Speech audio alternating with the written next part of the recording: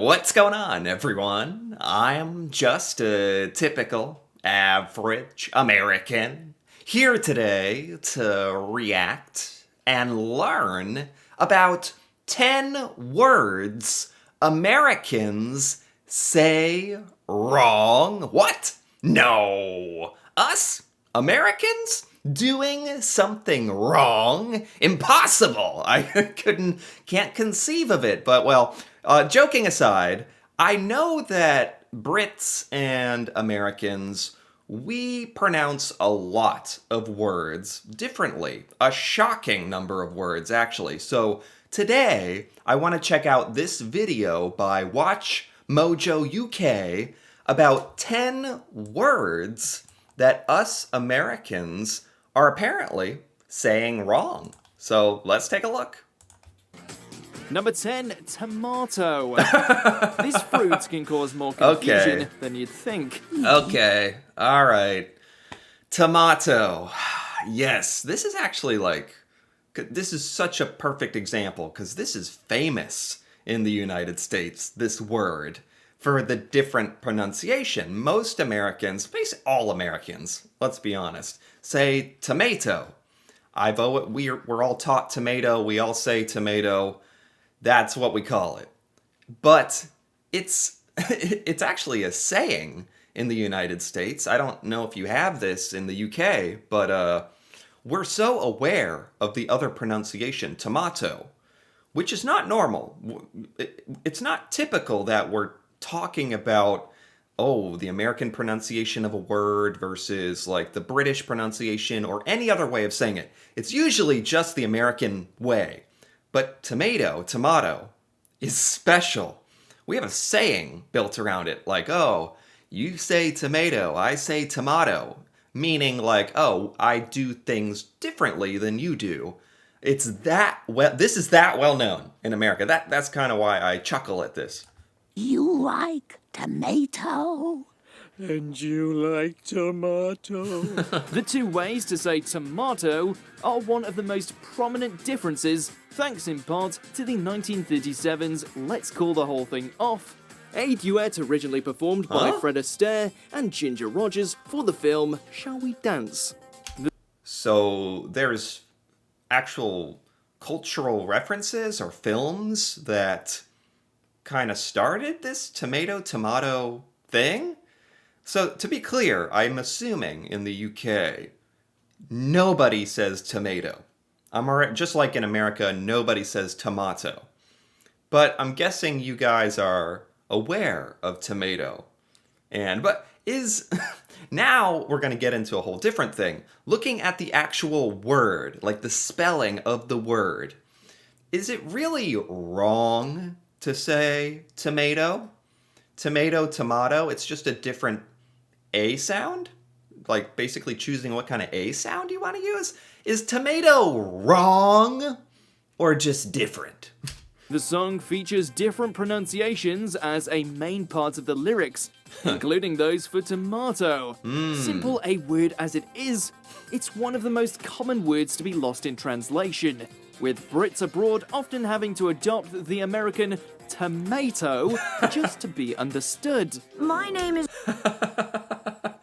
Really? I wouldn't actually think that's necessary. Of all the words us Americans may or may not understand, tomato, well, I would know what you're talking about if you said tomato. There's probably Americans out there who would be confused, to be fair. Okay, so who are these Brits who are you're saying tomato if you're talking to an American, or I don't know, it needs a translation for us to understand. is really Tom-ado. Number 9, bald. Bald? Bold? Bald? Maybe there is more than one way to say this word. I've never thought about the word bald as having different pronunciations. Tomato, like most Americans have actually heard of that one and thought about it at some point.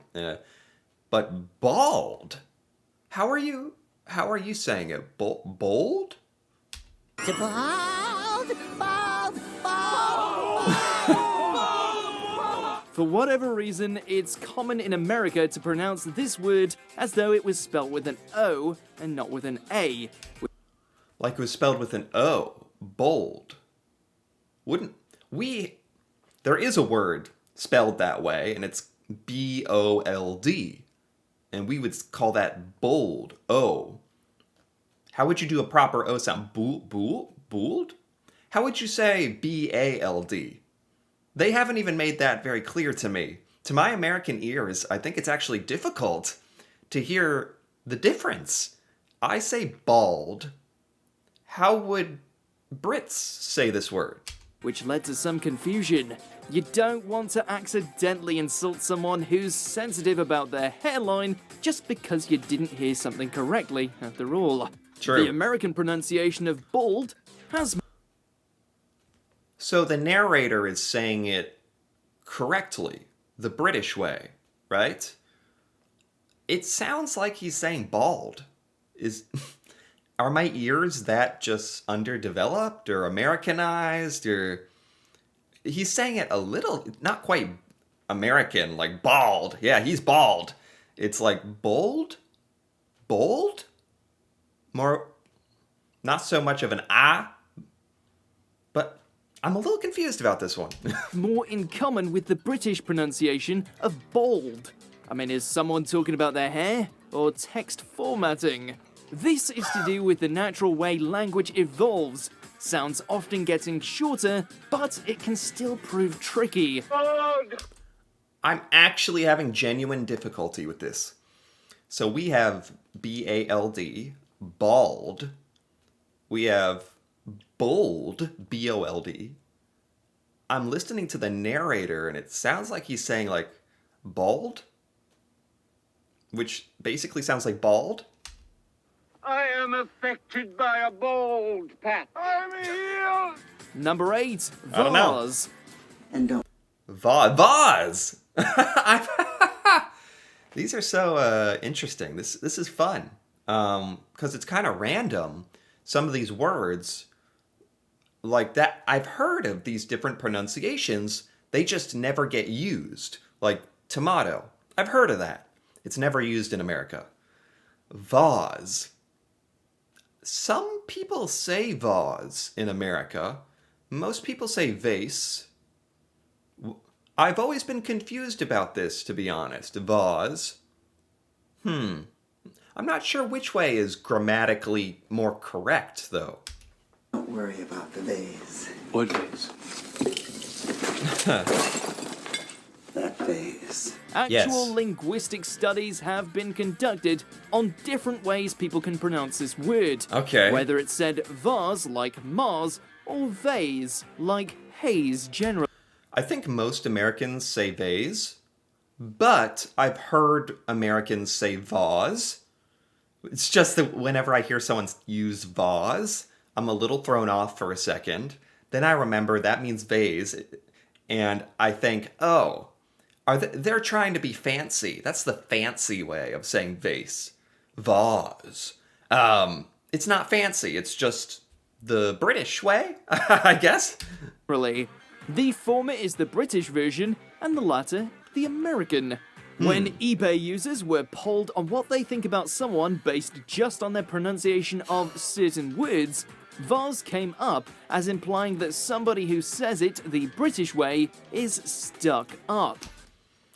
I say fancy or like upper class. They say stuck up. It's all kind of the same. If you say vase in America, it sounds like you're trying to be a little extra. You're trying to be a little over the top. Like, a vase. Ooh, it has a aura to it. That must be. Does that sound kind of silly to British people out there? Did you even know about this?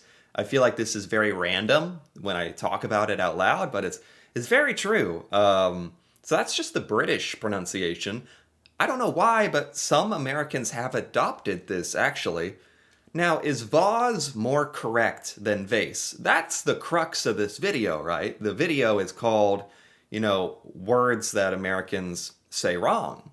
is it wrong grammatically, by the rules of grammar, to say this word as vase, like the way that it's spelled? It's vase. Is that right? Considering many of the UK's many regional accents still cling on to that long A, this definitely isn't true. But first impressions often matter. Then, arrange them nicely in a vase. Wow. Oh, get in! Very fancy. Get in! Very fancy, Number yes. 7, leisure. Hey there. Leisure. We Americans, of course, say leisure. This is another one I've heard. I don't know how, because like here in America, we are not exposed to that much British language, like films and TV and stuff like. But I think in the UK, you guys are a lot more exposed to the American accent, and you're probably a lot more familiar with American pronunciations. So from my point of view, I'm actually surprised that I know a lot of these. I've heard them in I don't know where. So that's how I know, even though Americans say leisure, Brits say leisure. I'm looking at the spelling, Leisure. It's all about this first bit. Leisure, leisure. You know, I don't know my grammar good enough to know what the EI sound is supposed to be, whether it's a le or li. You know, debatable, maybe? You got the Miller family here reporting for leisure, sir. Since visits across to other countries are often for this purpose, be that a holiday or a vacation, it's not surprising that this particular word can cause head scratches. It can be an especially weird difference for people who don't speak English as a first language too. Ah, I agree. This one probably does confuse Americans. This one, leisure, is different enough from leisure. You know, if you say tomato, I'm going to know what you're talking about. If you say bold, I don't even know how you say bald, but bald, I'm going to understand that. If you say leisure, it's probably going to take me a second, because that's just literally a word we don't say. So this is one of the more different. This one of the ones Americans might actually, like the narrator is saying, Americans might get confused, like leisure, and then we're like, oh, leisure, right. Looking to get to grips with the national variations. In America, you'll almost always hear people say leisure, Yeah. like it's got an extra E hidden somewhere, while in the UK, Okay, that's funny. So yeah, I don't mind that. The narrator's kind of explaining why we are wrong in America. If it was leisure, it'd probably be Leesure. Leisure. Leisure. Maybe that's what the LEI does. Leisure. You know what? You guys might have a point. That might actually be the way you should say it. it's more like leisure, as if the I isn't there at all. With both versions seeming to ignore the actual spelling, it's no wonder this word can be an annoyance. Mr. Murphy, Yeah. what exactly attracts you to the leisure industry? In a word, pleasure. It's like my pleasure and other people's leisure. Number Oh, wow. 6, mobile. Mobile. Wow, you guys really enunciate. You really pronounce every syllable in here. Mobile. Whereas we say mobile. Yeah, I can already tell we're wrong on this one. I can already tell. Looking at it, there's no hiding this one. Mobile. There's an I. We say it like mobile. Like M-O-B-L-E. Oh, God, we are saying this wrong. There aren't just different pronunciations of mobile, usually mobile versus mobile, but there are many different ways to actually use the word itself. In the UK, it's common shorthand for mobile phone, which in the US would be a cell phone. So you guys say mobile to refer to your phone. I think I've heard that before. I never think about that. Because if you said mobile or mobile in America, that always means active. Like he's very mobile, very mobile, very mobile, he moves well. Where we always say cell phone, but I think I've heard that Brits say I have to get this straight. Mobile, not mobile. Mobile to mean phone. And of course, your mobile goes. In the US, it's often used for the phrase mobile home, Sure. which could be anything from a caravan to a motorhome in Great Britain. I saw Oh. you leaving Pablo Chacon's compound. We both know if I search your mobile home, what I find. Even more confusing if you're talking about the mobile that hangs over a baby's cot. This can again be pronounced differently in certain parts of the States. Ah, mobile. That is also a thing in America. I forgot. Mobile is different than mobile. Mobile is like a thing that hangs above your baby's crib to like spin around and kind of entertain them. And sounds more like mobile. Mobile. Number 5. Mobile, and then mobile is a car. Oh God. All right, let's keep going. 5. Scone. Scone. They only have maple walnut. Scone. Not scone? Oh God. Oh God, I've been saying this one wrong. Because I know this word has come up in my past videos. Are you guys just ripping your hair out listening to my accent or my pronunciation? I'm sorry, but what can I do? I'm American, and we say scone. Funny enough, in America, we never come across these. I'll call it the proper way, scone. Although if it was a scone, wouldn't it be S-C-O-N, scone? The E, doesn't the E make it? That's why Americans say scone, S-C-O-N-E, scone. That seems right to me by the spelling. Am I wrong? Probably. We don't have scones in America. It's very rare that you ever come across one, eat one, see one. We don't think about them. We don't say this word on a daily basis at all. So I'm flexible here on the pronunciation. I'm open to it. One of the most contested words in the English language has to be scone. Or is it scone? You'll generally find scone like tone in use in US English. Yeah. But if you were to actually come to the UK, things get a lot more complex. It's complex? Is it not just scone? I will say there are Americans who will insist that it is pronounced scone. It's like a lot of Americans, maybe baking enthusiasts, know about this discrepancy in the pronunciation and are fighting for the proper British pronunciation. Americans will say, it's a scone. It's actually pronounced scone. And we're like, what? What is it? The scone? The scone? What? The debate around exactly what these baked goods are called has been fiercely raging for years, and differs depending on what region you're in. If you're in the south of England or the Republic of Ireland, you'll also hear scone like tone. And then some butter that's been rubbed in. Why do you mix the two flours? I just think it gives it a bit of a lighter scone. I really, really do. But Oh, that makes me feel a little better. There are parts of the UK that say scone. That makes me feel better, okay. Northern Ireland, Northern England, Wales and Scotland all usually use the shorter scone. People will still understand what you mean, no matter which you say though. In America here, if you said scone, I think most people would actually be confused. It's very random what we're confused about. Like if I go through this, scone would confuse me.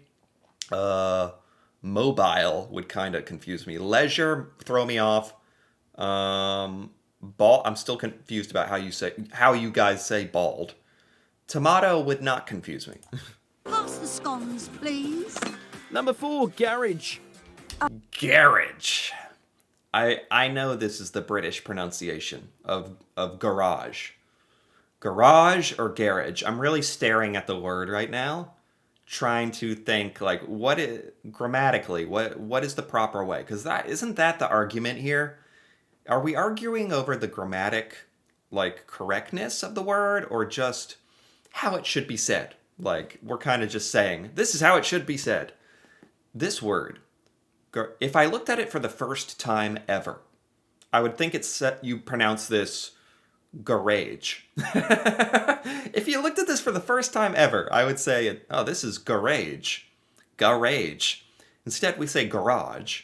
And you say, I say garage. So who knows what the right way is? I have some tiki torches in the garage. A word with too many pronunciations for its own good. Huh. It's often pronounced with a long A at the end in America, Yes. sounding more like garage. Yes. But this way also crops up in the south of England. Oh, There's a garage. If you come that's a little different. Garage. That's different. Garage? That sounds like there's an I in it if you say garage. further north, however, you'll find yourself hearing garage more often than not. Garage?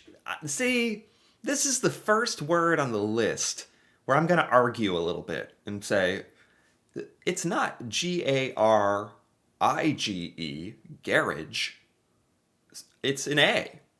So I don't, that doesn't make sense to me. Sorry. Shortening the word. Just popping back to the garage. Garage? There are a few contextual differences too. In the UK, when your car needs repairs, you take it to a garage, while in the Okay. US, your car might be in the shop.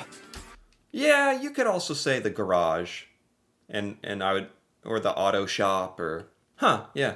Number 3, advertisement. Advertisement. Wow. So we say advertisement, and let me look at this. Advertisement.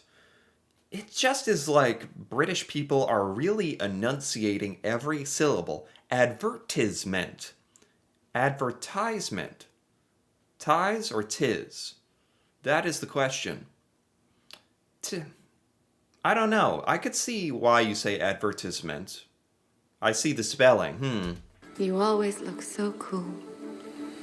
Like the advertisement of the man in Times Square. It's not often you'll actually hear somebody say the whole word these days. Normally it's reduced to the much quicker ad in Right. English-speaking countries. True, but true. it can be a little jarring to hear advertisement if someone says it differently. Advertisement. I think I would understand what you're saying, but man, that's quite a bit different than advertisement. Problems arise in the middle syllable, with some saying tis and others saying ties, Yeah. as well as putting the stress in different places. As if that wasn't weird enough, uses of the word also vary, as the ads on television are still called ads in the UK, Okay. but become commercials in the States. And So you guys say ads? When it's on TV, it's an ad? We always say commercial. But if you see one on YouTube, for example, it's an ad. Like if it pops up, like during this video, one of those annoying adverts or commercials or we call those ads. But if it's on TV, it's a commercial. I don't know why. and advert is a more common British shortening than ad to begin with. Huh. I should be glad to have your help in the matter. We thought you would. That's why we wrote this advertisement. Advertisement for what? For the new nanny. Wow. Number 2, vitamin. Vitamin, not vitamin. I would say vitamin. It's all these words are just arguing over one letter, usually. Usually a vowel, right? Vitamin, vitamin. Vitamin. If I saw this word for the first time, I probably would think it's vitamin. Vitamin would be Vytamin. Vitamin. Yeah! Okay, I think you guys might be right about that. Not that you need my approval, my stamp of approval, but vitamin. I get it. My doctor says I need vitamins. So why don't you take vitamins? We know they're important, and we need to make sure we have enough of certain ones, but the jury is still out on what the best way to say the word is. In the UK, you'll hear vitamin with a small I, but in Okay. the US, it becomes vitamin, Yeah. as though it's a capital I. The short I understand vitamin. I really do. I'm sympathetic to the vitamin pronunciation now. I don't think I'm going to change it because no one will know what I'm talking about. I pronunciation is a lot more common throughout the world than the American variant. Oh. The word being said this way across Europe, and you may even run into it in Canada, where Oh. the two lexicons are thoroughly mixed. Huh. I want to taste of vitamin C. Number 1, aluminium. This deserves to be number 1. I've heard this before. I don't know where. This is one of those British words that Americans talk about sometimes where we're like joking and we're like aluminium, or is that how you say it? So I've heard of this. All right, let's break it down. We say aluminum and you say aluminium. Aluminum. First of all, the beginning, alu or alum? Alumin. Oh! We take the first 4 words, alum, A-L-U-M. You guys take the first 3 words, alu. What does that mean? That's interesting, isn't it? Huh. I do aluminum siding and roofing. This is one of the rare cases where a change in pronunciation has also caused a change in the spelling. They really do skip out on the second I in North America. But actually, this is one instance where the American... All right. Aluminum. Aluminium. Minium. Yeah, you guys really hit, like I've been saying this whole video, British people, you guys really hit every syllable. Your pronunciation is really quite accurate to how it's spelled. So hard for me to argue. Americans might be right. We might be right. Dave. We might be right. Wait a minute.